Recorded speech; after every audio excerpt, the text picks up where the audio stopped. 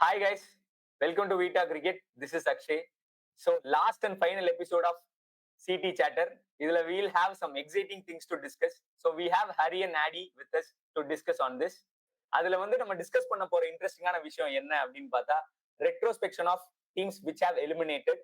அது மட்டும் இல்லாம அவங்களோட இமீடியட் ஃபியூச்சர் எப்படி இருக்க போகுது அப்படின்றத பத்தியும் நம்ம பார்க்க போறோம். அதுக்கடுத்து வந்து we will have a preview, ஒரு sneak in to semifinal 1 and semifinal 2 அவங்களோட கேம் பிளான்ஸ் எப்படி இருக்க போகுது. ஏன்னா 4 செமிஃபைனலிஸ்டும் ஆல்ரெடி டிசைட் ஆயிட்டாங்க. ஏன்னா வந்துட்டு people are excited to watch India versus Australia, right? So அதுவும் இருக்கு. அப்புறம் வந்துட்டு நியூசிலாந்து அண்ட் சவுத் ஆப்பிரிக்காவை பத்தி நம்ம வந்துட்டு பார்ப்போம். So will have something really exciting to discuss. ஏன்னா மற்ற மேட்சஸ்க்கு நம்ம பெருசா லைவ் போல இல்லையா ஹரி?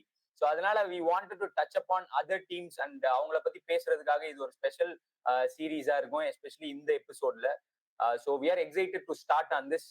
ஸோ ரெட்ரோஸ்பெக்ஷன் பேசிக்கலா வந்துட்டு இப்போ வெளில போன ஒரு 4 டீம் வந்து பாத்தீங்கன்னா England, Afghanistan and Pakistan and Bangladesh. So இவங்க ஏன் வெளில போனாங்க? why they have got out of this tournament where ஒரு ஒயிட் பேசருக்கு வந்து top 8 team in the world, right? ஒரு 8 டீம் இந்த வேர்ல்டுல இருக்கு. 8 டீம் போது இந்த 4 டீம் அப்படி பெர்ஃபார்ம் பண்ணாங்களா, ஏன் இவங்க வெளில போனாங்க அப்படின்றத பத்தி தான் இந்த ஃபர்ஸ்ட் ஃபியூ சாப்டர் இருக்க போகுது. So what is your thought? Why England, Afghanistan, Pakistan and Bangladesh went knocked out of this tournament? என்ன நினைக்கிறீங்க guys?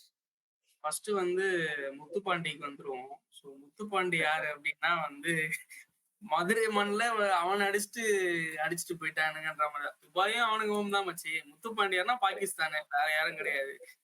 என்னடா பண்றீங்க? ஒரு மாதிரி ஒரு லெஜெண்டான ஒரு டீம், வாசிம் அக்ரம் அந்த மாதிரி ஒரு 50 ஓவர்ஸ் ஆன ஒரு ஃபார்மட்டான டீம் வந்து இப்ப ஆடுறத பார்த்தா அந்த சாம்பியன்ஸ் டிராஃபி 2017 இழுத்து மூடிட்டாங்கன்னு நினைக்கிறேன். அதுக்கப்புறம் நீங்க எடுத்துட்டு வந்த நம்பர்ஸ் அண்ட் ஃபார்மேட்ஸ் எல்லாமே பாத்தீங்கன்னா அந்த அளவுக்கு ரொம்ப இம்ப்ரெசிவா இல்ல. இந்த சாம்பியன்ஸ் டிராஃபில என்ன பண்ணாங்க அப்படின்னு பாத்தீங்கன்னா very poor top order performance and ஒரு இன்எக்ஸ்பீரியன்ஸான மிடில் ஆர்டர் தான். ஃபக்கர் ஜமான், ஷஹீம் வைபோட இன்ஜுரி வந்து ஒரு பெரிய இதுவா இருக்குன்னு சொல்லி ரெஸ்வான் வந்து நம்ம எப்படி கூப்பிடலாம்னா மொமெண்டம் ப்ரோ. அவர் பேர் வந்து மொமெண்டம் ப்ரோ. எதை வந்து நம்ம ஒரு மேட்ச் பெர்ஃபார்மன்ஸ் பத்தி ஏதாவது நம்ம கேட்டோம்னு வச்சுக்கோங்க, வீலோஸ் தான் மொமெண்டம் தான் சொல்றாரு. லைக் பாபர் அசம்க்கு டெஃபினெட்லி அப்படின்னா நம்ம ரிஸ்வானுக்கு வந்து மொமெண்டம். ஓகேவா? ரவி இந்திரன், ரவி சந்திரன் மாதிரி அவங்க அங்க 2 பேர் இருக்கானுங்க. ஆனா டே துபாயில வந்து நீங்க 2 பேரும் வந்து அடிச்சிட்டீங்கன்னு சொல்லிட்டு உங்களை வேற நாங்க பில்டப்லாம் வேற பண்ணி வச்சிருந்தோம் ஆடி. சோ ஆடி சொல்லு உன்னோட ரெட்ரோஸ்பெக்ஷன் என்ன பாகிஸ்தான் டீம் பத்தி? நான் ஒரு பாயிண்ட பத்தி டச் பண்ணணும்னு நினைக்கிறேன். அந்த மிடில் ஓவர்ஸ்ல வந்து அவங்க வச்சு டாட் பால் இருக்குல்ல, அது வந்து எனக்கு எங்க கொண்டு போச்சுன்னா 2011க்கு முன்னாடி ஒரு ஓடிஐ கிரிக்கெட் விளையாண்டுருப்போம் தெரியுமா நம்ம இந்தியா. அந்த மிடில் ஓவர்ஸ்ல வந்து நம்ம நிறைய ரன்னே அடிக்க மாட்டோம், டொக்கு டொக்கு டொக்கு டொக்கு டொக்கு அந்த மாதிரி விளையாண்டுட்டு இருக்காங்க. ஸோ வந்து அவங்க 2017 இருந்த டீமோட இந்த டீம் வந்து ரொம்ப மோசமா பெர்ஃபார்ம் பண்ணி தான் நான் பாக்குறேன். எனக்கு வந்து இது எப்படின்னா ஒரு issue of intent and game awareness மாதிரி தான் நான் பாக்குறேன். லைக் இன்டென்ட்டும் பெருசா இல்ல. ஃபர்ஸ்ட் 10 ஓவர்ஸ் பவர் பிளே ஆடுறாங்க, அதுல வந்து இன்டென்ட் இல்ல. ஒரு கேம் அவேர்னஸே இல்ல. ஒரு 350 சேஸ் பண்ற ஒரு அவேர்னஸ் மாதிரியே அன்னைக்கு ஆடலையே. ஒரு first game of champions in home.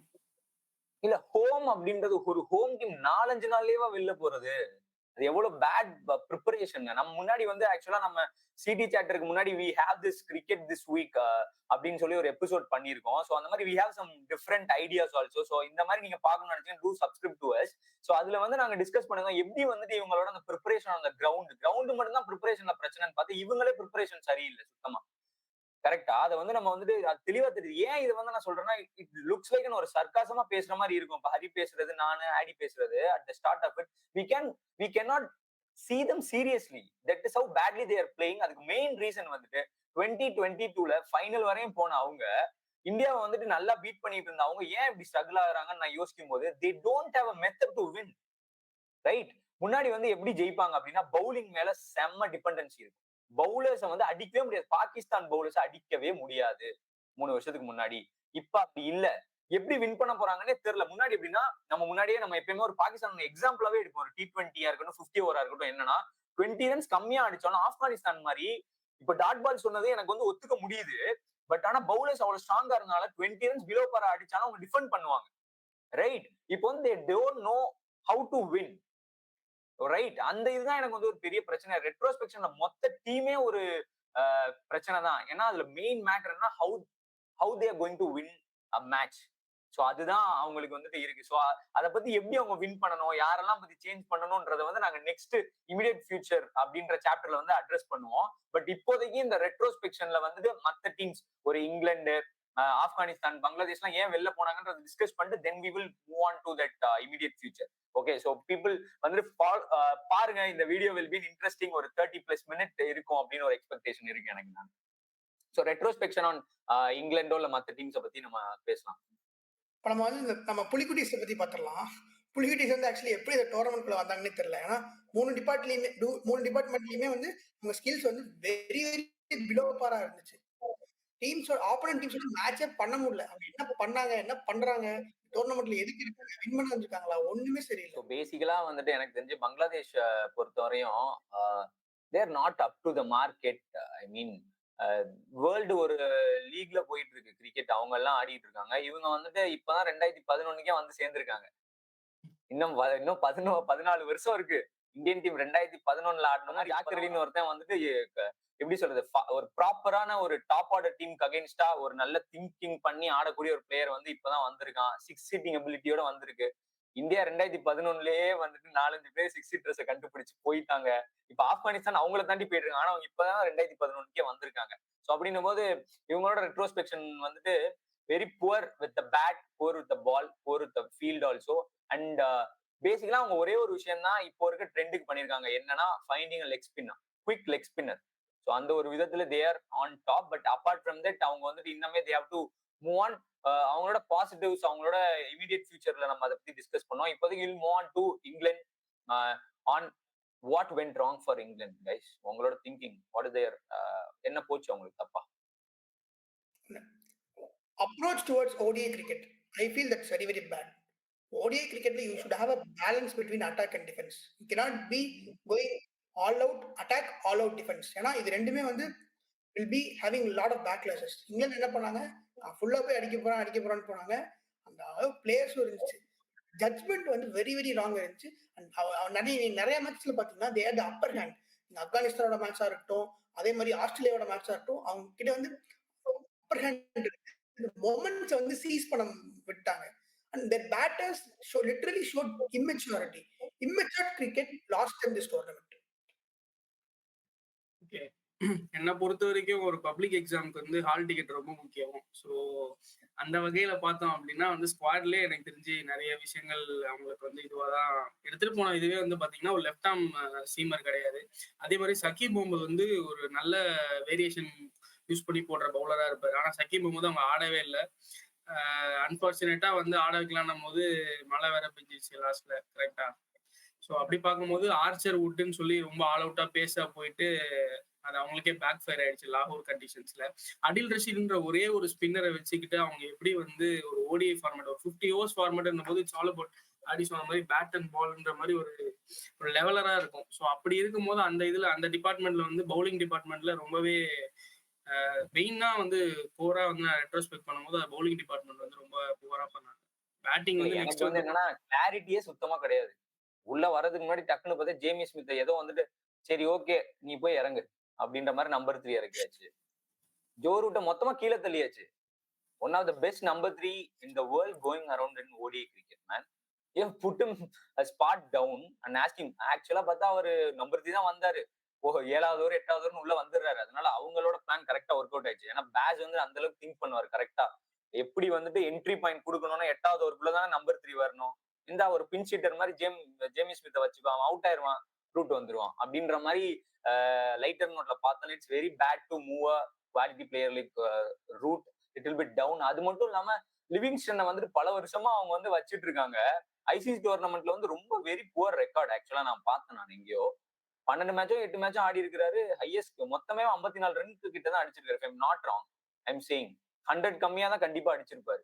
So அந்த விதத்துல பார்க்கும்போது அவர் தான் இவங்க டீமோட பினிஷரு அப்படின்றது ரொம்பவே ஒரு பேடா இருக்கு. So they need to find a replacement for Livingstone for sure. அது ஒரு பெரிய தப்பு. ஒரே ஒரு ஆளை டிபெண்ட் பண்ணி இருக்காங்க.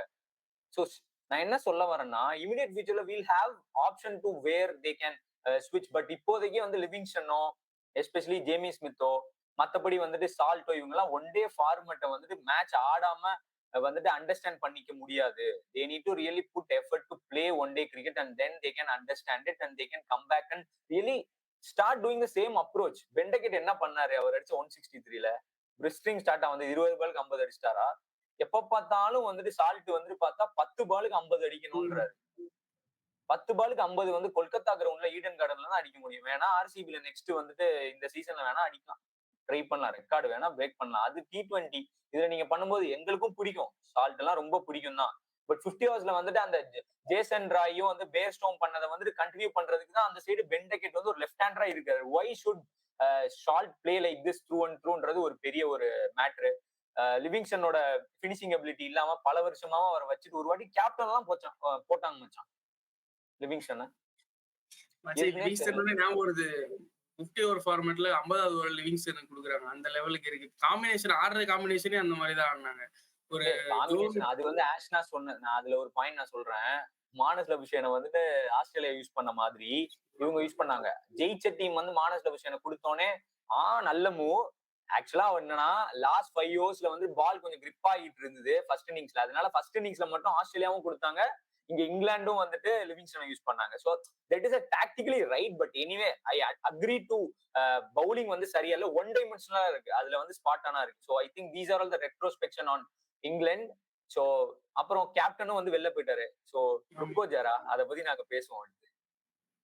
ஸோ ஆப்கானிஸ்தானோட பெர்ஃபார்மன்ஸ் வந்து பேசிக்கலாவே நல்லா இருந்ததுதான். ஆக்சுவலா they deserve to be in the semi-finals to be honest. ஏன்னா அவங்க தான் 5th பெஸ்ட் டீமா வந்து இருந்தாங்க. ஸோ அந்த விதத்துல எந்த க்ரூஷியல் மொமெண்ட்ல வந்து ஆப்கானிஸ்தான் இந்த சாம்பியன்ஸ் டிராஃபியோட செமிஃபைனல் வந்து விட்டாங்க அப்படின்னு நீங்க நினைக்கிறீங்க? பேட்டிங் டிபார்ட்மெண்ட்ல மச்சி லைக் குர்பாஸ்க்கு வந்து இது வந்து ஒரு ஆஃப் டோர்னமெண்ட் தான். ஸோ குர்பாஸ்க்கு வந்து லைக் இதுல வந்து பெருசா கிளிக் ஆகல. ஜட்ரான் வந்து ஒரு பியூட்டிஃபுல்லா இங்கிலாந்துக்கு அகேன்ஸ்டா ஒரு லைக் சென்சேஷனல் நாக், ட்ரெமெண்டஸ் ப்ரெஷர்ல லைக் ஒரு ஏன்னா வந்து சவுத் ஆப்பிரிக்கா கிட்ட தோத்துட்டு வராங்க, அதுவும் இங்கிலாந்து மாதிரி ஒரு டீம் கிட்ட ஆடும் போது ட்ரெமெண்டஸ் நாக். அப்போ ஒரு 100 அடிக்கிறாரு. அதுக்கப்புறம் அத்தால் வந்து பார்த்தோன்னா ஆஸ்திரேலியாவுக்கு அகைன்ஸ்டா ஒரு 85 அடிக்கிறாரு. அதுக்கப்புறம் ஃபர்ஸ்ட் மேட்ச் வந்து சவுத் ஆப்பிரிக்காவுக்கு அகைன்ஸ்டா வந்து பார்த்தோன்னா இவர் அடிச்சிருப்பாரு, ரஹமத் ஷா அடிச்சிருப்பாரு. ஸோ இது வந்து லைக் ஒரு மேட்ச் ஒவ்வொருத்தர் அடிக்கிறான். இது வந்து ஒரு இந்தியன் டாப் ஆடுற மாதிரி ஒரு தவான், விராட், ரோஹித் மாதிரி அவங்க ஒரு 60, 70, 80 கலெக்டிவ் பர்ஃபார்மன்ஸ் தான் இல்லாததுனால அவங்களால வந்து ஒரு நல்ல ஸ்கோரை வந்து புட் ஆன் பண்ண முடியல. அவங்களால வந்து ஒரு பாஸ் ஸ்கோரை டிஃபெண்ட் பண்ண முடியும், அந்த மாதிரி ஒரு பவுலிங் லைனப் வச்சிருக்காங்க. ஏன்னா அஸ்மத்துல்லா ஓமர்சாயின்ற ஒரு அஸ்மத்துல்லா ஓமர்சாய் வந்து நியூ பால் போடுறது, அதுவும் குல்புதீன் நைப் வந்து பேக் ஹேண்ட்ல போடுறது. அவங்களோட ஸ்பின்னர்ஸ் பத்தி சொல்லவே வேணாம், இவ்வளவு 35 ஓவர்ஸ் ஆஃப் ஸ்பின் கூட அவங்களால போட முடியும். அந்த மாதிரி வந்து நபியுமே வந்து பிச்சின் பண்ணி போடுறாரு. ஸோ இந்த ஆங்கிள்லாம் வச்சு பார்க்கும்போது அவங்க பேட்டிங்ல வந்து ஒரு கலெக்டிவ் பெர்ஃபார்மன்ஸ் இல்லாதது ஒரு பெரிய டிராபேக்கா போன மாதிரி எனக்கு தெரியும். அவங்க ஸ்பின்னர்ஸே வந்துட்டு ஆடி I think you would. So அந்த பேட்டிங் அப்ரோச் பத்தி நான் கொஞ்சம் பேசணும்னு நினைக்கிறேன். அவங்களோட நம்பர் 3 அண்ட் நம்பர் 4 வந்து ரொம்ப கன்சர்வேட்டிவா அந்த மாதிரி இருந்துச்சு. ஸோ அதாவது என்னன்னா அவங்க வந்து ஸ்ட்ரைக் ரொட்டேட்டும் பண்ணல, பவுண்டரிஸும் மிடில் கொஞ்சம் அடிக்கல, இந்த ஸ்ட்ரைக்கை ஹோல்ட் பண்ணிட்டே இருந்தாங்க. They fared well in the first 10 overs, they fared well in the last 10 overs. In between அந்த 30-40 கூட ஓகே, பட் அந்த 10 to 30 போது they struggled a lot and that is taking their game backwards அப்படின்னு எனக்கு தோணுது. இல்ல ஆக்சுவலா நான் தட் இஸ் அண்டர்ஸ்டாண்டபிள். பட் ஒவ்வொரு டீமுக்கும் ஒரு அப்ரோச் இருக்கும். ரோஹித் சர்மா வந்து இந்தியன் டீம் வந்து ஃபர்ஸ்ட் 10 overs அவர் அக்ரெசிவா அப்ரோச் பண்ணணும்னு நினைக்கிறாரு. நியூசிலாந்துமே ஆல்மோஸ்ட் எல்லா மேட்சும் வந்து நல்ல ஸ்கோர் பண்ணிடுறாங்க, ஆனா யாருமே அக்ரெசிவ் பேட்டர்ஸே இல்லை. ஸோ அது ஒவ்வொரு டீம் வந்து எப்படின்னா, இப்போ ஹரி சொன்னதுலயுமே அந்த மாதிரி தான். இப்போ இந்தியன் டீம் வந்து ஏர்லியரா வரும்போது சச்சின் மேல மட்டும் டிபெண்ட் பண்ணி இருந்த மாதிரி டிராவிட்டோ, சச்சினோ, கங்குலியோ எல்லாம் ஒட்டுக்கா சேர்ந்து அடிக்கும் போது தான் ஒரு பவர் ஹவுஸா வந்தாங்கன்றது அக்ரி பண்ணிக்க முடியுது. ஆனா அதுக்கு முன்னாடி ஃபேஸ்ல அசாருதீன் மட்டும் அடிப்பாரு, சுனில் கவாஸ்கர் மட்டும் இருப்பாரு. அந்த மாதிரி ஒரு பிளேஸ் தான் பெர்ஃபார்ம் பண்ணாங்க. They are in that area. But ஆனா அந்த நீங்க சொல்றத பார்க்கும்போது அவங்களோட எக்ஸ்பெக்டேஷன் எந்த லெவல்ல இருக்குன்றதை என்னால வந்து புரிஞ்சுக்க முடியுது. அந்த விதத்துல அவங்க ஸ்பின்னர்ஸ் வந்து இந்த டோர்னமெண்ட் வந்து ரொம்ப பேடாவே இருந்துச்சு. ரஷீத் கான் பெருசா அந்த அளவுக்கு அவர் வந்து பெண்டகெட் விக்கெட் மட்டும்தான் எடுத்தாரு.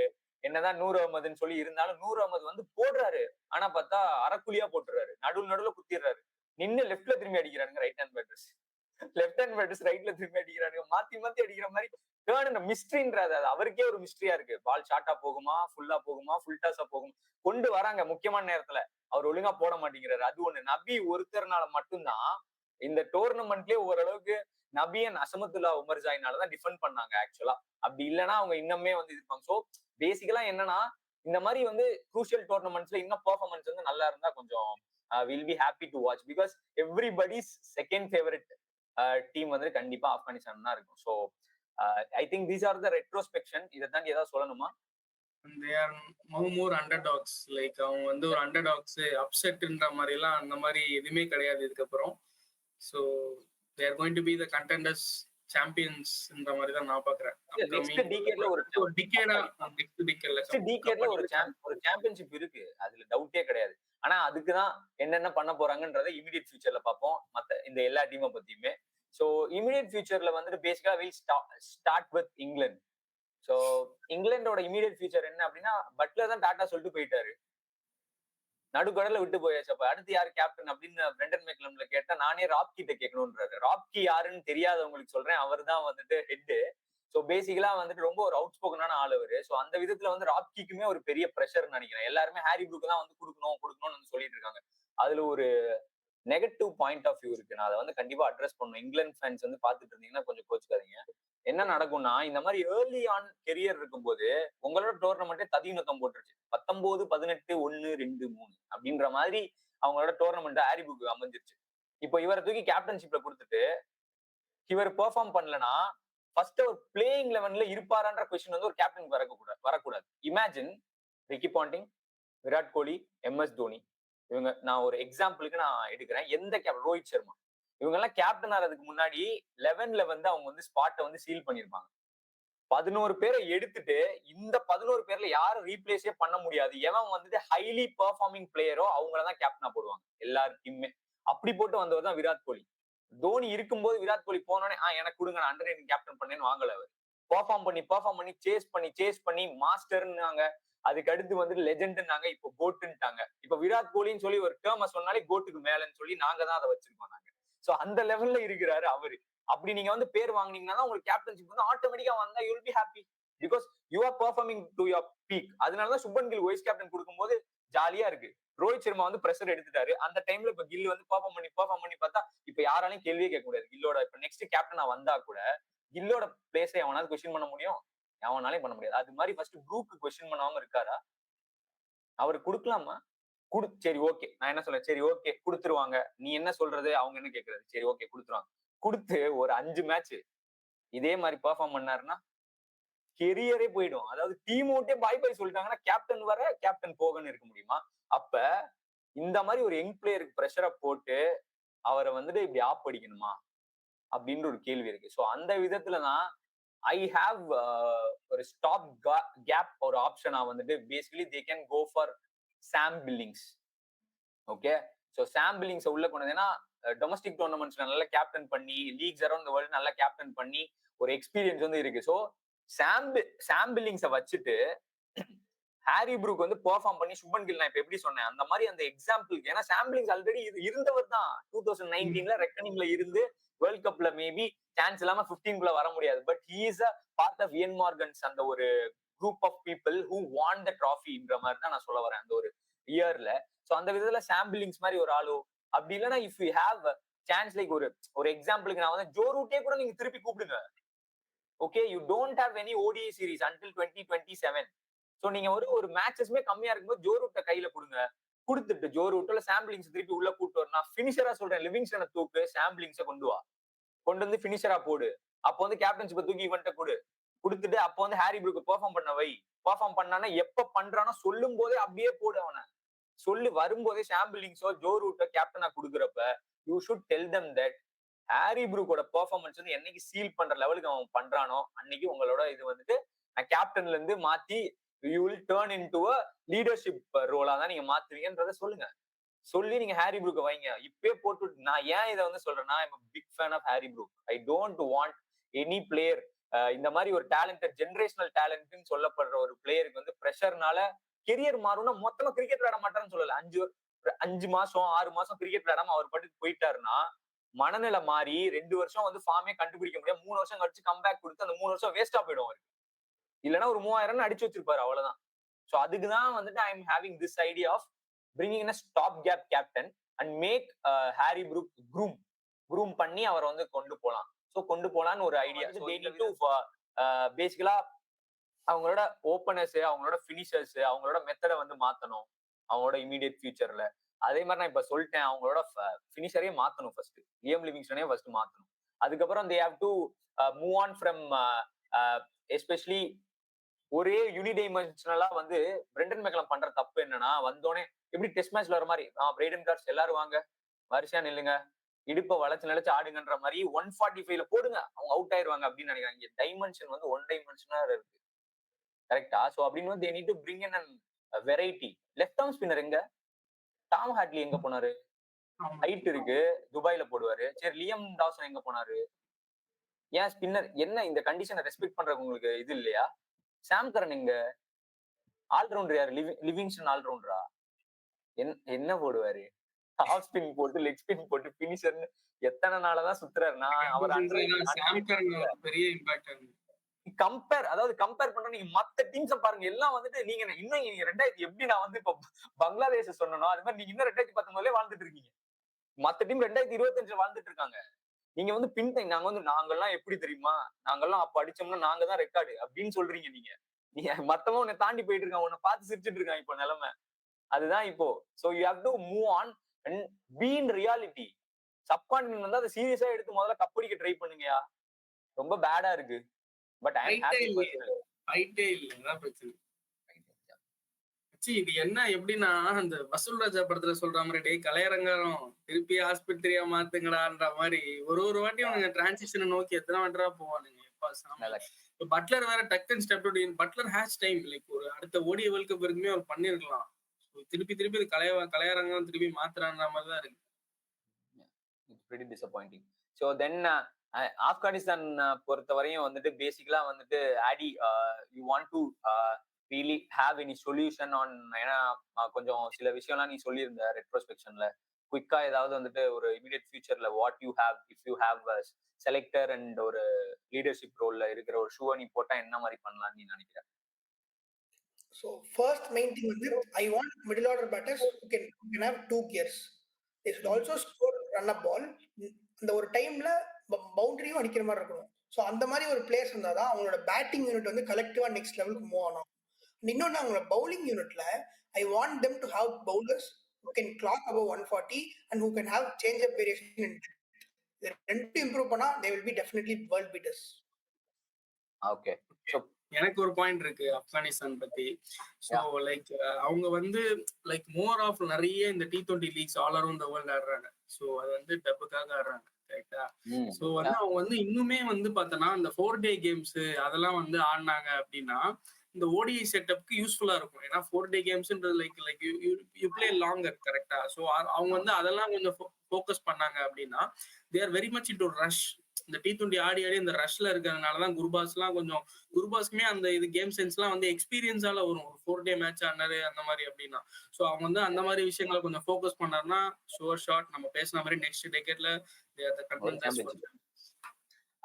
So next வந்து பாகிஸ்தான் ரொம்ப இன்ட்ரெஸ்டிங்கான இது. இதுல வந்து first will touch up on Pakistan and then will move on to Bangladesh. So பாகிஸ்தானை பொறுத்தவரையும் வந்துட்டு நான் தான் வந்துட்டு ஒரு லைவ்ல கூட சொல்லியிருந்தேன், because of the frustration that they don't have ability. I am talking about இந்த 11 which they have.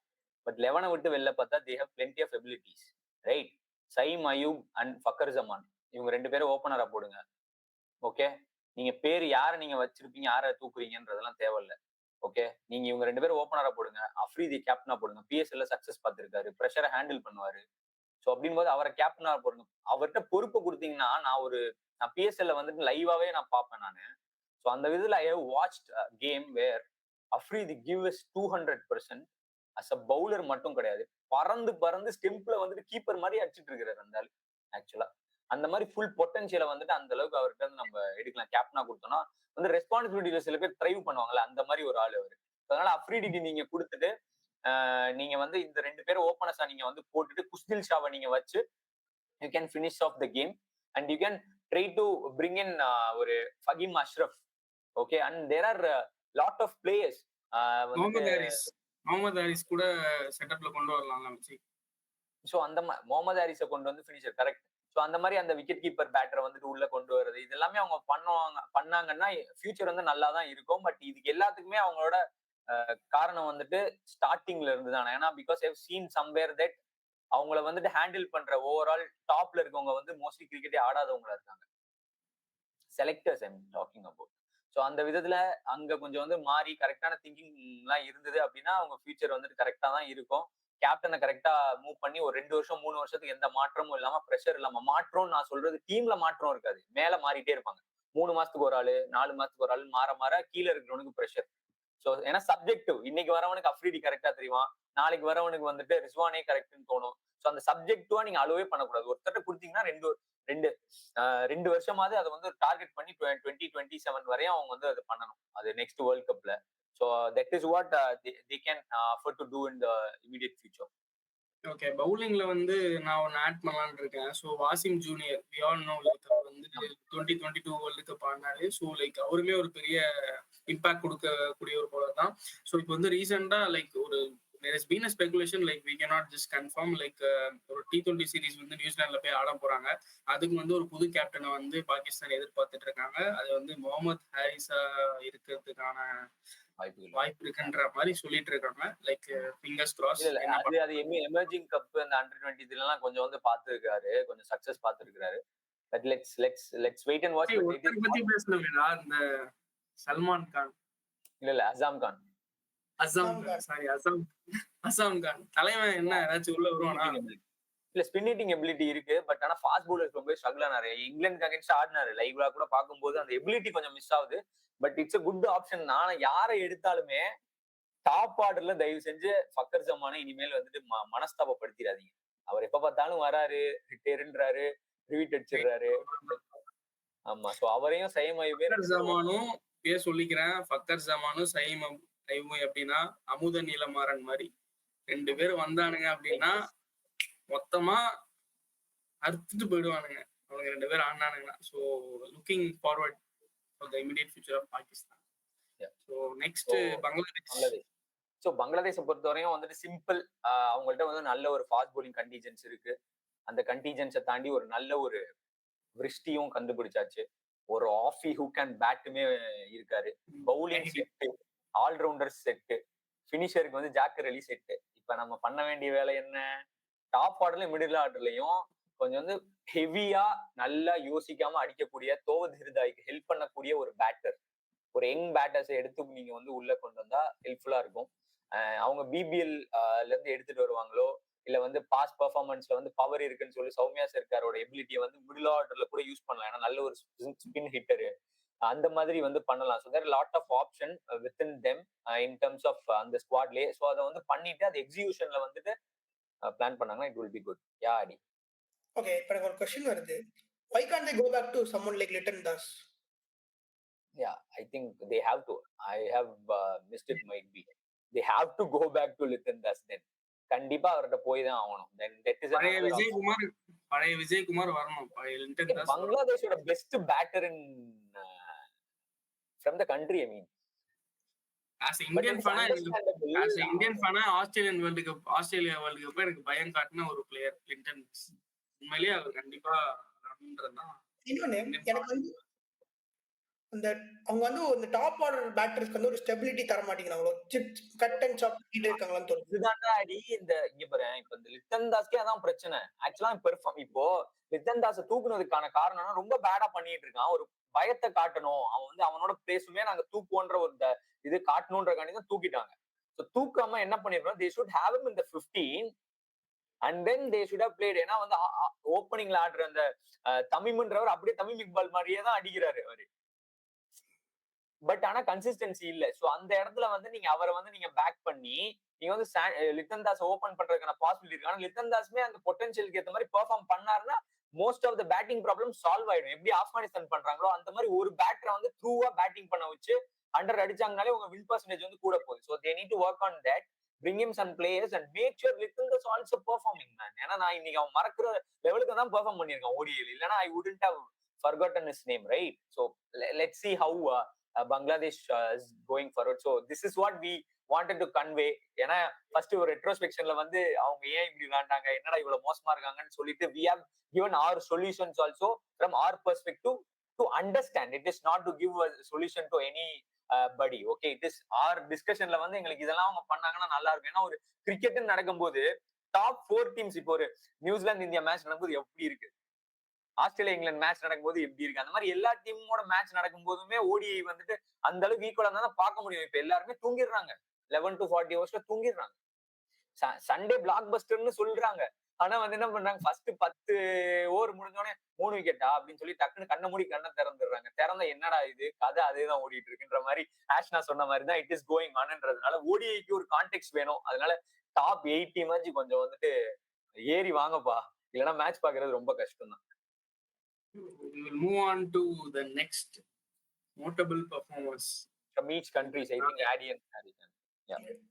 So first I want to speak about வந்து நெக்ஸ்ட் டிகேட்ல ஓடிஐ கிரிக்கெட்டை ரூல் பண்ண போற ஒரு பிளேயரை பத்தி நான் பேச போறேன். Ibrahim Salman. Look at his consistency, நல்லா கன்சிஸ்டன்டா இருக்காரு. அண்ட் இன்னொன்னு லைக் ஆஸ் வி சே, ஓடிஐல நீங்க ஒரு டாப் கிளாஸ் பேட்டரா இருக்கணும்னா உங்களோட முக்கியமான உங்களுக்கு தேவையான ஸ்கில் வந்து இன்னிங் பேட்டிங் ஸ்கில்ஸ். அந்த ஸ்கில்ஸை வந்து இந்த பையன் வந்து மாஸ்டர் பண்றாரு. அதாவது அந்த இங்கிலாந்து கூட நடந்த மேட்ச்ல ஆக்சுவலி அவர் 2-3 விக்கெட் குவிக்கா லாஸ்ட் ஆயிடுச்சு. அதுக்கப்புறம் வந்து இந்த ஒரு ஸ்ட்ரகிள் பண்ணி கொஞ்சம் இன்னிங்ஸை பில்ட் பண்ணி நெக்ஸ்ட் மிடில் ஓவர்ஸ்ல அவர் வந்து ப்ரெஷர் மவுண்டாக விடவே இல்லை. நம்ம விராட் கோலி, ஷிகர் தவன், அதுக்கப்புறம் பாபர் அசாம் வந்து என்ன பண்ணுவாங்க, ஸ்ட்ரைக் ரொட்டேட் பண்ணிட்டு இருப்பாங்க. அந்த மாதிரி ஸ்ட்ரைக் ரொட்டேட் பண்ணிட்டு வந்து டைம்லி பவுண்டரிஸ் அடிச்சு டெத்ல பாருங்க, he never went for any fall shots or slog shots. Complete cricketing master class ஆடி நான் இன்னிங்ஸ் பில்ட் பண்ணிருக்கேன். இன்னொன்னு he has always converted his scores into a big 100 without taking risk. Minimal risk cricket Aadi high value rewards வந்துட்டு இருக்கு. So this guy will definitely rule ODI cricket in the next 10 or 15 years. Okay, so எனக்கு வந்து இங்கிலாந்துல ஒரு பிளேயரை பத்தி சொல்லணும். Like கொக்கி குமார், அந்த மாதிரி பென் டக்கெட் கேள்விப்பட்டிருக்கியா? அந்த மாதிரி the art of playing reverse sweep, spin hitting, square boundaries access பண்றது, லைக் இதெல்லாமே நம்ம எவிடென்ட்டா பார்த்துட்டு இருக்கோம் இந்த சாம்பியன்ஸ் டிராஃபில. லைக் ஒரு 150+ ஸ்கோர் அடிச்ச இன்னிங்ஸுமே வந்து எனக்கு தெரிஞ்சு அவர் திருப்பி அதை ரிப்பீட் பண்ணாருன்னா எனக்கு தெரிஞ்சு கோயிங் ஃபார்வர்ட் இந்த ஒரு இங்கிலாந்து செட்டப்ல ஒரு இம்பார்ட்டன்ட் ஒரு லெஃப்ட் ஹேண்டர் ஓப்பனரா இருப்பாரு அப்படின்ற மாதிரி நான் பாக்குறேன். ஸோ வந்து ஒரு எமர்ஜிங் கொக்கி குமார் டான் மாதிரி வருவாருன்னு நான் பாக்குறேன். ஸோ பாகிஸ்தான்ல ஒரு பெரிய நோட்டபுளா பண்ணணும்ன்றது வந்து குஸ்தில் ஷாவோட அந்த ஃபினிஷிங் எபிலிட்டி. செத்த பாம்பை போட்டு நல்லா அடிச்சாரு அப்படின்னு சொல்லி சர்க்காசமா சொல்லலாம். முடிஞ்ச மேட்ச்ல நல்லா விளையாண்டாரு. So I think has potential. இதை நம்ம முன்னாடியே when we have Clubhouse and Twitter ஸ்பேசஸ்ல இருக்கும்போதே we had eye on this person and நல்ல ஒரு இம்ப்ரெசிவாவே பண்ணிட்டு இருந்திருக்கிறாருன்றதை பத்தி தெரியும். ஒரு அப்ரார் அஹமதோட அந்த ஸ்பின், ஏன்னா ஸ்பின்னர்ஸ் இல்ல தேடிட்டு இருக்கும் போது அவருமே ஒரு பெரிய ஒரு நோட்டபிள் பர்ஃபார்மர். ஸோ அந்த விதத்துல அவர் ரெஸ்ட்ரிக்ட் பண்றாரு. அதான் இப்போ ஹரி பண்ண மாதிரி has that confident also. That is good to see from a Pakistan spinner for a long time. So அந்த விதத்துல ஒரு ஹாப்பியா இருக்கு. நான் ஏன்னா எனக்கு முன்னாடி எப்படி இருந்தா அவரோட லெக் ஸ்பின் வந்து ரொம்ப ஸ்லோவா இருக்கும் ஆக்சுவலா. அதனால பிளேயர்ஸ் வந்து ஈஸியா பேக் ஃபுட்ல வந்து பிக் பண்ணி அவரை வந்து கட் பண்ணிடுவாங்க, இல்லைன்னா புல் பண்ணிடுவாங்கன்னு நினைச்சேன். But he has not bowled that leg spin a lot. ஸ்டிம்ப்ல வந்துட்டு கூகுளியா தான் போட்டுட்டு இருக்காரு. Mostly it is very impressive to C. But first season இப்படிதான் இருக்கும். ஆனா நெக்ஸ்ட் சீசன்ல வந்துட்டு இதே கண்டினியூ பண்ணுவாரு அப்படின்றத நான் எதிர்பார்க்கிறேன். ஸோ பங்களாதேஷை பொறுத்தவரை எனி நோட்டபிள் பெர்ஃபார்மன்ஸ், ஐ மீன் த்ரோத் இருதாய் பத்தி சொல்லணும்னு சொல்லிட்டு இருந்தீங்க. பிளேயர் வந்து he's ready for the next level. எப்படி சொல்றோம்னா, ஒரு வேர்ல்ட் ஜெயண்ட்ஸ் ஆன இந்தியா மாதிரி ஒரு டீம் கூட அண்டர் பிரஷர் வந்து இன்னிங்ஸ் கன்ஸ்ட்ரக்ட் பண்றதுதான். அதே தான் வந்து டவுரட் பண்ணியிருக்காரு. அண்ட் அந்த மேட்ச்க்கு வந்து அவர் எப்படி ரெடியா இருந்தாரு, I am ready for the fight. அவங்க டீம் வந்து ஒரு very bad situation, ready for the fight அப்படின்னு அந்த காமிக்கிற அந்த ஸ்பிரிட். இன்னொன்னு இங்க வந்து இன்னொரு பிளேயரை பத்தி சொல்லணும், Jaker Ali. Actually Bangladesh has founded gem. Jaker அலியோட எக்ஸ்பர்ட்ஸ் நம்ம அத பத்தி வந்து we have spoken about so early into the இது சாட்டர்ல வந்துட்டு it will be in the description also, right? So அதனால நிறைய discussion we will have so early, man. I mean, if you want to really love these kind of conversation, ஒரு நீங்க work பண்றீங்க, just you want to listen to something really insightful about cricket னா தயவு செஞ்சு இந்த channel தான் உங்களுக்கு கரெக்டான சேனல். சப்ஸ்கிரைப் பண்ணுங்க. You will get that insight இருக்கக்கூடிய ஒரு videos with lot more stats and insights. So அது வந்து உங்களுக்கு ரொம்ப ஹெல்ப்ஃபுல்லா இருக்கும்னு நினைக்கிறேன். And share it with your friends also who loves cricket. ஏன்னா இப்போ கிரிக்கெட் வந்துட்டு ஸ்டாட்ஸ் பேஸ் பண்ணி இன்சைட்ஸ் பேஸ் பண்ணி போயிட்டு இருக்கணும் போது அதை தமிழ்ல கொண்டு வரணும்ன்றதான் எங்களோட ஒரு நோக்கமே. ஸோ அதை வந்துட்டு we are trying and this is our start. So இப்போ சப்ஸ்கிரைப் பண்ணிருக்க எல்லாருக்குமே ரொம்ப thanks also. So going forward எங்களுக்கு சப்போர்ட்டுமே பண்ணுங்க. Now we'll move on to the most important discussion. Akshay sir இதை நான் ஒரு ஆட் ஆன் பண்ணணும்னு நினைக்கிறேன். உங்களுக்கு நிறைய விஷயங்கள் வந்து ரொம்ப தூரமா இருக்கிற மாதிரி தெரியும். பட் அதுக்கு நாங்க வந்து உங்களுக்கு ஒரு டெலஸ்கோப்பாவோ ஒரு பைனாகுலராவோ இருக்கணும்ன்றது தான் எங்களோட இது. ஸோ நாங்க வந்து அதுதான் வீட்டா கிரிக்கெட்ன்றது அதுதான். ரொம்ப தூரத்துல இருந்து இருக்கிற விஷயத்த நான் உங்களுக்கு கிட்ட காட்டுறோம். புரியுதா? ஸோ அதை வச்சு நீங்க பார்க்கும்போது உங்களுக்கு கேம் இன்னும் ஈஸியா புரிய ஆரம்பிக்கும். நீங்க பேசிக்கலா எங்களோட 3 பேரோட பேசும்போது we don't have a debate, see, right? It is about nothing right, nothing wrong. It is about how we need to see in a different perspective, which will bring joy to watch the game more in terms of detail பார்க்கணும், அனலிட்டிக்கலா பார்க்கணும்ன்ற ஒரு இது இருக்கு. Because that is what this game brings us, right? So the most important discussion, that is sneak into semi-final 1, India versus Australia. Okay, நம்ம பேசிக்கலா வந்துட்டு இதை வந்துட்டு ஒரு கியூட் குட்டியா நாங்களே வந்துட்டு அதை வந்துட்டு டிவைட் பண்ணிருக்கோம். கண்டிஷன்ஸ் வந்து யாருக்கு சூட் ஆகும், பிளேயிங் 11 வந்து எப்படி இருக்க போகுது, ஸோ கேம் பிளான்ஸ் எந்த மாதிரி இருக்கும் அப்படின்றத பத்தி தான் நம்ம டிஸ்கஸ் பண்ண போறோம். ஸோ ஃபர்ஸ்ட் வந்து கண்டிஷன்ஸ். இந்தியாவும் ஆஸ்திரேலியாவும் துபாயில தான் ஆட போறாங்க. ஆஸ்திரேலியன் டீம் வந்துட்டு இங்க வரும்போது கண்டிப்பா இந்தியாவுக்கு தான் அது ஒரு அட்வான்டேஜ். இது ஒரு பெரிய டிபேட்டாவும் போயிட்டு இருக்கு. அது எப்படி ஒரே ஒரு டீம் வந்துட்டு ஒரே கிரவுண்ட்ல எல்லா மேட்சும் ஆடிட்டு 6 நாள்ல ஒரே ஹோட்டல்ல இருக்காங்க அப்படின்னும் போது வேணும்னா they can check in to another hotel. If English மீடியாலாம் ரொம்ப கஷ்டமா இருந்தாங்கன்னா வேணா ஐசிசிட்ட வந்து கேளுங்க, வேற ஹோட்டல்ல வேணா மாத்தி சொல்லி செக் இன் பண்ணுங்க. ஒரு ஹோட்டல்ல செக் இன் பண்றதெல்லாம் ஒரு பிரச்சனையா? ஒரு கண்டிஷன் ஆடுறாங்கன்னு சொல்லி நிப்பாட்டிக்கும். அதை விட்டுட்டு ஒரு ஹோட்டல்ல செக் இன் பண்றது உனக்கு பிரச்சனையா? அந்த மாதிரிதான். ஏன்னா துபாயில நிறைய ஹோட்டல் இருக்கும், சஜஷன் வேணாலும் அவங்க கொடுக்கலாம், கொடுத்தாங்கன்னா வேணா செக் இன் பண்ணாங்க, பவர் இருக்கு, காசு இருக்கு, அவங்க பண்ணிப்பாங்க. ஸோ அதனால you can write a mail. English media ரொம்ப அழுகுறாங்க. இது ஒரு பொலிட்டிக்கல் இது மேட்ரு. அந்த மேட்டரை புரிஞ்சுக்காம வந்து ஹோட்டல் செக்இன்லாம் பத்தி பேசுறதுன்றது it is not good. But we understood that it's an advantage for India going in to this as far as the conditions. Playing 11 பொறுத்த வரையும் வருணம் வந்துட்டு இப்ப ரீசெண்டா ஆடி ஒரு பெரிய டைலமாக்குள்ள கொண்டு வந்துட்டாங்க. ஃபைஃபரும் எடுத்துட்டாரு. இதை பார்த்தோன்னே உங்களுக்கு என்ன, நீங்க என்ன நினைக்கிறீங்க? You give your own point of view. நீ இப்போ வந்துட்டு ஒரு இந்தியன் டீம்ல இருந்தா which 11 you will go, and Hari, which 11 you will go? Start, Hari, you can say. So என்னை பொறுத்த வரைக்கும் லைக் நியூசிலாண்டோட என்ன 11 ஆனாங்களோ அதை தான் நான் ஆடுவேன். ஏன்னா வந்து துபாய் பிச்சர்ஸ் லைக் போக போக போக போக ஸ்லோ ஆகிட்டே தான் போவோம். ஸோ எவ்வளோ ஓவர்ஸ் ஆஃப் ஸ்பின் போடுறோமோ அவ்வளோ ஓவர்ஸ் நமக்கு அட்வான்டேஜ், கேமுக்கும் நமக்கு அட்வான்டேஜ். ஸோ இந்த கேம் பிளான்ல தான் வந்து ஸ்டிக் ஆன் பண்ணுன்றது தான் வந்து ரோஹித் சர்மாவும் கம்பீரும் இது பண்ணுவாங்க. ஸோ எனக்கு இதே 11 தான் நான் ஆடுவேன் செமிஃபைனல் அண்ட் ஃபைனல்.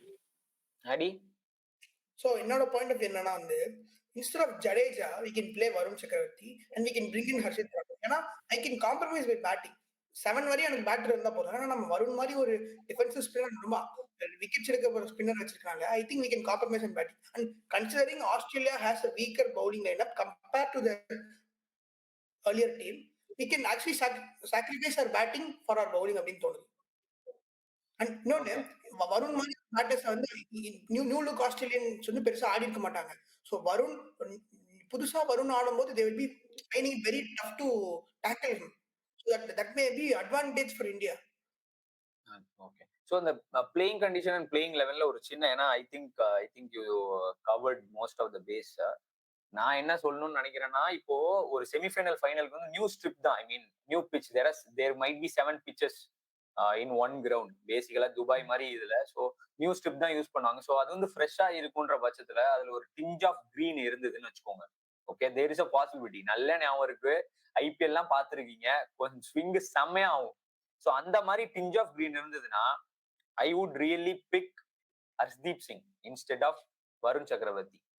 ஓகே, அப்படிதான் நான் பார்ப்பேன். அந்த இடத்துல எனக்கு 3 ஸ்பின்னர் போதும், 3 ஃபாஸ்ட் பவுலர் வேணும். It is trying to say understanding condition. ஏன்னா பிச்லாம் இப்படி இருக்குன்றதா இங்க வந்து சொல்ல வரேன். I'm not trying to say Harshdeep Singh has to be consider. எப்பனா வந்துட்டு இது ஐசிசி கொடுக்குறது, இது ஒன்றும் இந்தியாவோட பேடிஎம் டோர்னமெண்ட் கிடையாது. பேடிஎம் டோர்னமெண்ட் நம்ம மிச்சவர் போட்டுக்கலாம், இது ஐசிசி தான் கொடுப்பான். ஆடி சொல்ற மாதிரி ஜடேஜாவை டிராப் பண்றதுக்கு ரெடியா இருந்தாங்கன்னா மேபி வருண் சக்கரவர்த்தி இன் பிளேஸ் ஆஃப் ஜடேஜா. ஏன்னா இதை பத்தி நாங்க ஒரு ரீல் வந்து 1 month முன்னாடியே வந்து போட்டு we have said it also. So அந்த விதத்துல வந்துட்டு மேபி அப்படி பண்ணி ஹர்ஷ்தீப் சிங்கை கொண்டு வருவேன், ஹர்ஷித் ராணா கொண்டு வர மாட்டேன். ஆனா பிச்சு வந்து இப்ப இருக்கிற மாதிரியே இருக்கு அப்படின்னா வருண் சக்கரவர்த்தியே நான் ஸ்டிக் ஆன் பண்ணிப்பேன். ஆனா பிச்சு ஸ்டிங்கா கிரீனா இருந்தது, கொஞ்சம் வந்துட்டு ஸ்விங்காவும் அலையும்ன்ற மாதிரி அவங்கள ப்ரிடிக்ட் பண்ற மாதிரி இருந்தாங்க அப்படின்னா வேணா இந்தியன் டீம் வந்து ஹர்ஷ்தீப் சிங் வேணா கொண்டு வரதுக்கான பாசிபிலிட்டி நான் பாக்குறேன். மத்தபடி கேம் பிளான்ல வந்து இந்தியன் டீம் வந்துட்டு எந்த விதத்துல வந்துட்டு சாரி ஆஸ்திரேலியன் டீமோட 11 பத்தி நம்ம பேசல. ஆஸ்திரேலியன் 11ல வந்து மேத்யூ ஷார்ட்டோட injury, who would you replace? ஸ்ட்ரெயிட்டாவே ஜேக் ஃப்ரேசர் மெக்கருக்கு தான். ஸோ டிராவிஸ் ஹெட் ஆல்ரெடி வந்து ஒரே கியர்ல தான் ஆட போறாரு. ஸோ அது கூட சேர்ந்து ஜேக் ஃப்ரேசர் மெக்கருக்குன்னும் போது பேய்க்கும் சண்டை மாதிரி தான் இருக்கும். எனக்கு தெரிஞ்சு இந்தியாவுக்கு வந்து அது ஒரு ஃபர்ஸ்ட் நோஸ் ரொம்ப சேலஞ்சிங்கா தான் இருக்கும். எனக்கு தெரிஞ்சு அவங்க 2 பேரும் ஆடினாங்க அப்படின்னா. ஸோ அதை எந்த அளவுக்கு பிளான் பண்ணி அவங்க செட் பண்ண போறாங்கன்றது we have to wait. So அதனால எனக்கு தெரிஞ்ச ஆஸ்திரேலியன் 11 வந்துட்டு பெருசா எந்த ஒரு ஸோ என்ன பொறுத்த வரையும் instead of fake JFM they can actually promote Marnus Labuschagne to open the innings and Aaron Hardy மாதிரி ஒரு allrounder they can get into the 11.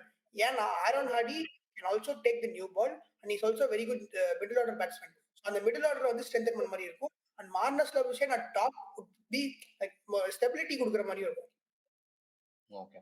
So ஆக்சுவலா எனக்கு வந்துட்டு என்னன்னா இவங்க ஆஸ்திரேலியன் டீமோட பவுலர்ஸோட அந்த இன்எக்ஸ்பீரியன்ஸ் வந்துட்டு ஷார்ட் அவுட் பண்றதுக்கு ஆரோன் ஹார்டி வந்தா நல்லா இருக்கும்னு நினைக்கிறேன் ஆப்ஷனா. பட் JFM வந்து 50 ஓவர்ஸ்ல அந்த அளவுக்கு 10 ஓவர் வரையும் தான் அவருக்கு வந்து லைஃப் மாதிரி, அதுக்கப்புறம் அவர் லைஃபே இல்லாம போயிடுவார். ஸ்பின்னும் பண்ண தெரியாது. அப்படிங்கும்போது டைரக்டா இந்தியன் டீம் வந்து வருண் சக்கரவர்த்தி இதே மாதிரி ஆடினா 3rd ஓவர்ல கூட வரும்னு எதிர்பார்க்கலாம். அக்ஷரையும் வருணையும் வந்துட்டு ஃபர்ஸ்ட் 5 ஓவர்ஸ்லயே கொண்டு வந்து மேட்சை வந்துட்டு அப்படியே ஷார்ட் அவுட் பண்ணதுக்கு அதுக்கப்புறம் தான் எல்லாரும் 11 to 40 தூங்க போயிடுவாங்க. அதுக்கப்புறம் வந்து பார்த்தா 195 ஆல் அவுட் ஆகுறதுக்கும் பாசிபிலிட்டி இருக்கு. ஸோ அதனால வந்துட்டு maybe they can think about promoting someone like Labu and then they can bring in Aaron Hardy to make sure அவங்க சடன்லி அந்த இன்எக்ஸ்பீரியன்ஸ் பவுலிங் அட்டாக் எங்கேயாச்சும் அடி வாங்கிடுச்சுன்னா ஆரோன் ஹார்டியை வச்சு ஆப்ஷனும் பாத்துக்கலாமோன்னு பாக்குறேன். அப்படி இல்லைன்னா கூப்பர் கான்லியும் இருக்காரு. ஆனா அவரோட பேட்டிங் எபிலிட்டி கொஞ்சம் கம்மியா இருக்கிறதுனால பிரச்சனை. லெஃப்ட் ஆர்ம் ஸ்பின்னரை கொண்டு வந்து இந்தியா வந்து நீங்க டிஃபெண்ட் பண்ணணும். ஏன்னா ஒரே ஒரு ஸ்பின்னர் தான் இருக்கிற மாதிரி இருக்கும் வெளில இருந்து பார்க்கும்போது. ஆனா டிராவிஸ் ஹெட்டும் பவுலிங் போடுவாரு, வேணும் அப்படின்னு பார்த்தா மேக்ஸ்வெல்லும் போட்டுக்குவாருன்றதுனால பெருசா கூப்பர் கான்லியோட லெஃப்ட் ஆர்ம் ஸ்பின் வந்து பெருசா யூட்டிலைஸ் பண்ண முடியாது.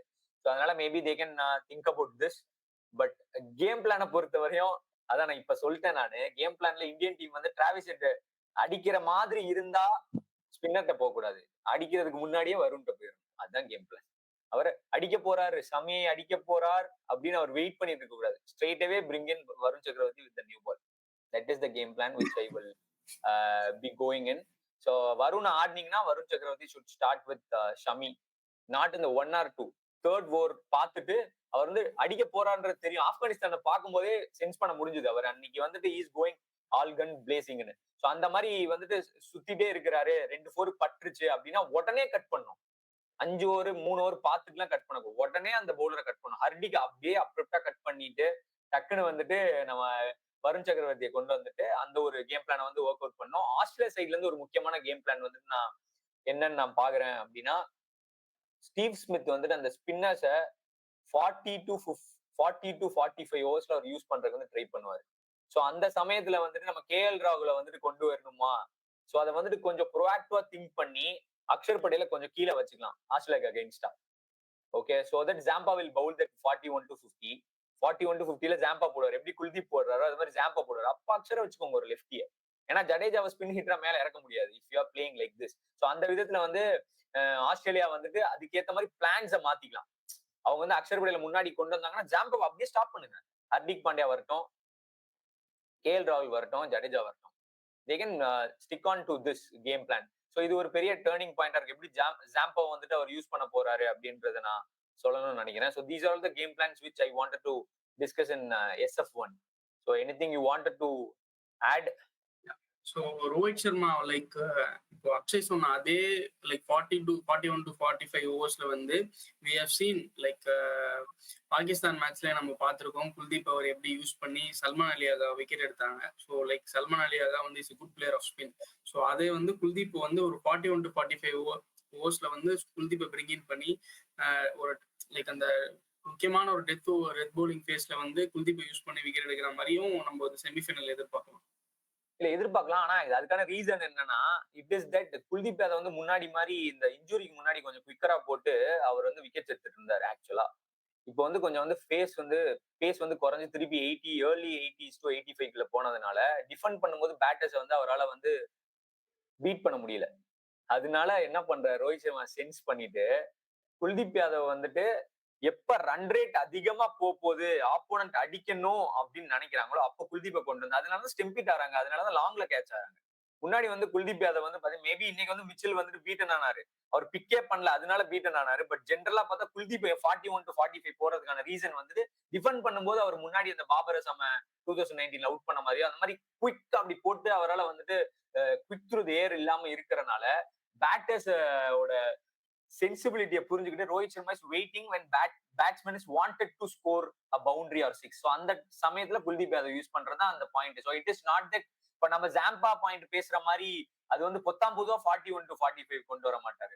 இப்போ இன்னைக்கு வந்துட்டு பார்த்தா கேம் வந்து ஏர்லியா முடிக்கணும் அப்படின்னு நம்ம நினைக்கும் போது இன்னைக்கு மெயினா கேன் வில்லியம்சன் வந்து எப்படி அட்டாக் பண்ண ட்ரை பண்ணாரு, அப்போ விக்கெட் வாங்குது. ஸோ அந்த மாதிரி வந்துட்டு இவருமே அட்டாக் பண்ணும்போது தான் விக்கெட் எடுக்கிற மாதிரி அவர் பிளான் பண்ணும்போது டீம்ஸ் வந்து 41 to 45 அவர் அட்டாக் பண்ணியிருந்தாங்க. அன்னைக்கு பண்றதா பாசிபிலிட்டி இருந்தது. அதனாலதான் சல்மான் அலி யாகா இதுவே 20வது இருந்தா சல்மான் அலி யாகா அந்த ஷாட் ஆடி இருக்கவே மாட்டாரு, நின்று ஆடி இருப்பாரு. ஸோ அதனால அதை தான் அவர் சென்ஸ் பண்ணி அவங்க வந்து கொடுப்பாங்கன்னு நான் நினைக்கிறேன். So that is a point of view where game plans இந்த மாதிரி மாறலாம் அப்படின்ற ஒரு டிஸ்கஷன் தான். So now will move on to the next semifinal that is between South Africa versus நியூசிலாந்து which is happening in Lahore. So Adi, you can take it up. Okay, so as you all know, Lahore is a very high scoring ground, but இந்த teams வந்து almost வந்து very சிமிலரா தான் இருக்கு. So எல்லா டிபார்ட்மெண்ட்லயும் south Africa வந்து எங்க வந்து New Zealand edge out பண்றாங்கன்னா their deadly middle order.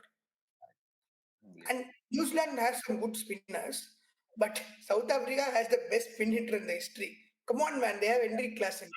You bowl out Michael Brazil, you bowl out Ben Phillips, you bowl out Mitchell Santner. He will just stomp them for sixes. And Lahore is graveyard for spinners. New Zealand spinners will be tested out in this game. So South Africa playing 11 வந்து பேசிக்கலா அந்த Temba Bavuma வந்து injury ஆகி வெளில உட்காந்துருந்தான். So அவன் வந்து ஸ்ட்ரெயிட்டாவே உள்ள வந்துருவான். ஸ்டப்ஸை ரீப்ளேஸ் பண்ணி ரியன் ரிக்கல்டன் வந்துட்டு ஆடிடுவான். Is so impressive. And also Wiaan முல்டரோட அந்த பேஸ்மே இம்ப்ரூவ் ஆயிடுச்சு. 128 ஏர்லி 130 போட்டுட்டு இருந்தாரு. இப்போ மிட் 130s போட்டு ஏர்லியா வந்துட்டு மேபி ஒரு 140 கூட ஹிட் பண்ணுவாரோ அப்படின்ற மாதிரி ரொம்ப ஹார்ட்ல இருந்து. ஏன்னா ஜோ ரூட்டோட அந்த டிஸ்மிஸ் எல்லாம் பார்க்கும்போது அவ்வளோ குவிக்கா போடாம நீங்க வந்து டிஸ்மிஸ் பண்ண முடியாது ஜோ ரூட் எல்லாம். It's unbelievable. ஒரு ஆல்ரவுண்டரா வந்துட்டு அவர் வந்தது. ஸோ அவரோட கான்ட்ரிபியூஷனும் இந்த கேம் பிளான்ல ஒரு பெரிய இம்பார்ட்டன்ஸ் இருக்கும். மற்றபடி பிளேயிங் லெவனை பொறுத்தவரை மற்றபடி எனக்கு என்னன்னா சாம்சி ஆடணுன்ற மாதிரி திங்க் பண்ணுவீங்களா நீங்க? சாம்சி வந்துட்டு உள்ள கொண்டு வரலாம். What is your thinking? லகூர்ல எனக்கு தெரிஞ்சு இதே கராச்சியில் ஆடி இருந்தாங்கன்னா கொண்டு வரலாம் சாம்சியை. So as we set like கராச்சியிலையும் துபாயிலையும் ஆனா ஸ்பின்னர்ஸ்க்கு ஹெல்ப்ஃபுல்லா இருக்கும். விக்கெட் டிஸ்ட்ரிபியூஷனுமே அங்க வந்து ஸ்பின்னர்ஸ்க்கு அதிகம். பட் ஆனா இங்க லகூர்ல புரியுது. நான் என்ன நினைக்கிறேன், இப்போ குல்தீப் யாதவ் வந்து பிக் பண்ண முடியாம இன்னைக்கு ஸ்ட்ரகிள் ஆனாங்க. புரியுதா? இப்போ நீங்க பிளாட்டரா போடுற மகாராஜா நீங்க வச்சிருக்கீங்க. அதே மாதிரி லிங்கிங்கிடி வந்து ஒரு விக்கெட் டேக்கரா வந்துட்டு இல்லாம நிறைய ரன்ஸ் வந்து வாரி வழங்குறாரு. ரபாடாவோட நியூ பாலும் நீங்க வந்து பெருசா டிபெண்ட் பண்ணி இருக்கும்போது மிடில் ஓவர்ஸ்ல வந்து கேசவ் மகாராஜ் வந்து ஒரு விக்கெட் வாங்கி 40 ரன்ஸ் கொடுக்கறது ஓகேவா, இல்ல 60 ரன்ஸ் கொடுத்தாலும் பரவாயில்ல, ஒரு 3 விக்கெட் எடுக்கக்கூடிய டப்ரேட் சம்சியை வந்துட்டு கொண்டு வரதுக்கு எதுவும் யோசிக்கிற மாதிரி எனக்கு. ஏன்னா தட் இஸ் வேர். ஏன்னா குல்தீப் யாதவ் வந்து பிக் பண்றதுக்கு டேரல் மிச்சலும் வந்து ஸ்ட்ரகிள் பண்ணாருதான். அதுல எந்த டவுட்டுமே கிடையாது. வருணே பிக் பண்ணல, இதுவும் பிக் பண்ணல. அவர் தான் வந்து மிடில் ஆர்டர்ல வந்து இவங்களை வந்து டெஸ்ட்ராய் பண்ண முடியும். அங்க ஒரு 20 ரன் சேவ் பண்ணலாமா மிச்சல் அவுட் பண்ணி, இல்லைன்னா மகாராஜா வந்து ஹி கேன் ஏபிள் டு ஸ்கோர்ன்ற மாதிரி மேபி அவங்க திங்க் பண்ணலாம். But that is up to them. But this is what ஏன்னா புரிஞ்சுக்க முடியுது ஈவன் தோ பேசர்ஸ் ஸ்பின்னர்ஸ்னாலுமே. யாடி this is about the defensive aggressive mindset தான். இப்போ வந்து அவங்க வந்து 20 ரன்ஸ் ஓகே, நீ 20 ரன்ஸ் அதிகமா அடிச்சாலும் பரவாயில்ல, ஏன்டா அந்த மிடில் ஆர்டர் அடிக்கிற மிடில் ஆர்டர் இருக்கு அப்படின்னு நினைச்சாங்கன்னா they can opt for Shamsi. இல்ல நான் வந்து ரெஸ்ட்ரிக்ட் பண்ணணும், நான் டிஃபென்சிவா போறேன் அப்படின்னு நினைச்சாங்கன்னா they would go with the same way தான். மோஸ்ட்லி அவங்க அப்படிதான் போவாங்க. பட் ஐ ஜஸ்ட் ஒரு தாட். ஏன்னா சாம்சி மாதிரி ஒரு சைனா மேனெல்லாம் பிக்கே பண்ண முடியாது, சும்மா கிடையாது. ஸோ அதனால மேபி அவங்க அந்த இதை வந்துட்டு யோசிக்கலாம். நியூசிலாந்து ஏதாவது சேஞ்ச் பண்ணுவாங்கன்னு நினைக்கிறீங்களா அவங்க கேம் பிளான்ஸ்ல? ஏதாவது இன்னைக்கு மேட்ச் ரீசெண்டா நம்ம பார்த்தோம். What is your thinking on them? எனக்கு தெரிஞ்சு அவங்க மிச்சல் திருப்பி கொண்டு வந்துட்டாங்க. ஸோ இன்னைக்கு இந்தியா மேட்ச்ல அதே மாதிரி தான் கான்வே வெளில போயிட்டாரு. ஸோ எனக்கு தெரிஞ்சு இதே இதுல தான் ஆடுவாங்க. ஜெய்மிசன் வந்தது வந்து எனக்கு தெரிஞ்சு ஒரு அவங்களுக்கு வந்து லகூர் கண்டிஷன்ஸ்ல மேபி ஹெல்ப் பண்ணலாம் அப்படின்ற மாதிரி எனக்கு தோணுது. பிகாஸ் நீங்க ஒரு வந்து பேக் ஆஃப் த கட்டர்ஸ் எல்லாமே வந்து டெத் ஓவர்ஸ்ல வந்து இந்தியா மேட்ச்சுக்கு அகைன்ஸ்டா போட்டாரு. ஸோ அதை வச்சு பார்க்கும்போது லகூர்ல வந்து டெத் ஓவர்ஸ்ல வந்து கொஞ்சம் பவுலிங் போடுறது கொஞ்சம் கஷ்டம் கரெக்டா. ஸோ வந்து வந்து ஜென்ரலாவே அவன் ஹைட்டை வச்சு என்னாவது ஒண்ணு பண்ணிடலாம். கேல் ஜேமிசன், வில்லோரோக்கு 2 பேரும் வச்சுட்டு அவங்க ஹைட் இன்னைக்கு ஐயர் அவுட் ஆனதுக்கான முழு ரீசன் பிசிக்கல் ஆட்ரிபியூட் தான். அது மட்டும் அவன் அவ்வளவு ஹைட் இல்லைன்னா 6. அதேதான் ஜேமிசனுக்கு நடக்கும். ஒரு வாட்டி வந்துட்டு ஹென்ரி கிளாசனோ அடிக்க போகும்போது டாப் ஏஜ் ஆகுறதுக்குன்னா இவனுக்கு 2 பேர் ஆடணும். அந்த ஆடும்போது அந்த டாப் ஏஜ் தான் ஹெல்ப் ஆகும். மேட் ஹென்ரி வந்து லகூர்ல வந்துட்டு செகண்ட் போலிங் போட்டா எஃபெக்டிவா இருப்பாரு. ஃபர்ஸ்ட் போலிங் போட்டா எனக்கு தெரிஞ்சு அவரை வந்துட்டு பிரிச்சு கொடுத்துருவாங்கன்ற மாதிரி எனக்கு அதான் like South Africa can any day கொலாப்ஸ்ன்னும் போது அந்த நேரத்துல வந்து சாண்டர் வந்து மாஸ்டர் மைண்ட் யூஸ் பண்ணி எப்படி பவுலர்ஸ் ரொட்டேட் பண்ணலாம். நல்லா பண்ணலாம், உண்மையிலே ஒத்துக்கிறேன். It's a very good thinker and ரொம்ப ப்ரிப்பேர்டா வருவாங்க. லெட்ஸ் ரொம்ப எக்ஸைட்டிங்கா இருக்கு இந்த 2 செமிஃபைனலுமே. ஆக்சுவலி ஃபர்ஸ்ட் செமிஃபைனலோட செகண்ட் செமிஃபைனல் வந்து ரொம்ப ஒரு க்ளோஸ் கான்டெஸ்டா போகும் and it will be a very good match for cricket lovers. Correct. Okay, now we'll move on to the calculated guess, which is the last segment. ஏன்னா நிறைய விஷயம் நல்லா செம டிஸ்கஷனா போச்சு.